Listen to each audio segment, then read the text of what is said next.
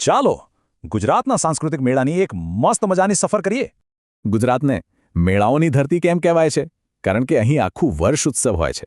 અહીં દર વર્ષે 1500થી પણ વધુ મેળા ભરાય છે અને દરેકની પોતાની અલગ મજા છે.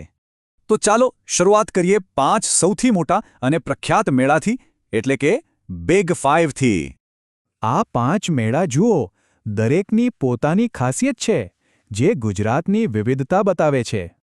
તરણેતરનો મેળો એટલે રંગીન છત્રીઓ, હુડો રાસ અને જીવનસાથીની શોધ માટેનું ખાસ સ્થળ. અહીં મહાશિવરાત્રિએ નાગા બાવાઓનું સરઘસ નીકળે છે. એકદમ રહસ્યમય અને આધ્યાત્મિક માહોલ હોય છે.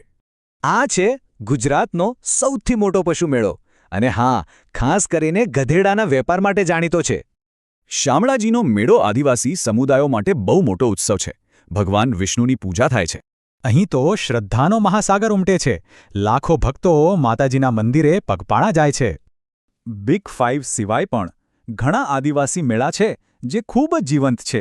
ચાલો એ જોઈએ. ડાંગ દરબારમાં આદિવાસી રાજાઓનું સન્માન થાય છે. અહીં પરંપરા અને શાસનનો સંગમ જોવા મળે છે. ચિત્ર વિચિત્ર મેળો એકદમ અલગ છે. અહીં લોકો પોતાના પૂર્વજોને યાદ કરવા ભેગા થાય છે. આ તો છે એક રોમાંચક સ્પર્ધા. યુવાનો ચીકણા થાંભલા પર ચડીને પોતાનું કૌશલ્ય બતાવે છે. આ છે શ્રદ્ધાની પરાકાષ્ઠા. લોકો માનતા પૂરી કરવા માટે ગાયોના ધણ નીચે સૂઈ જાય છે. આ તો કંઈ નથી, હજી તો બીજા ઘણા મેળા છે જે શ્રદ્ધા અને પરંપરાઓથી ભરેલા છે. પલ્લીના મેળામાં માતાજીને ટનબંધ ઘી ચડાવાય છે.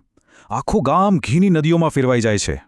અહીં તો ભગવાન કૃષ્ણ અને રૂક્ષ્મણીના લગ્નની ભવ્ય ઉજવણી થાય છે, જાણે સાચે જ થઈ રહ્યા હોય. દરિયામાં ઓટ આવે ત્યારે ભક્તો ચાલીને શિવલિંગના દર્શન કરવા જાય છે. પ્રકૃતિ અને શ્રદ્ધાનો સંગમ. મીરા દાતારનો મેળો હિન્દુ મુસ્લિમ એકતાનું જીવંત પ્રતીક છે. એકતાની અનોખી મિસાલ. સૌરાષ્ટ્ર હોય કે ઉત્તર ગુજરાત, દરેક વિસ્તારની પોતાની આગવી ઓળખ અને ઉજવણી છે. આખું વર્ષ તહેવાર. ગુજરાતની આ સાંસ્કૃતિક વિવિધતા ખરેખર અદ્ભુત છે. તો કઈ પરંપરા વિશે વધુ જાણવું ગમશે?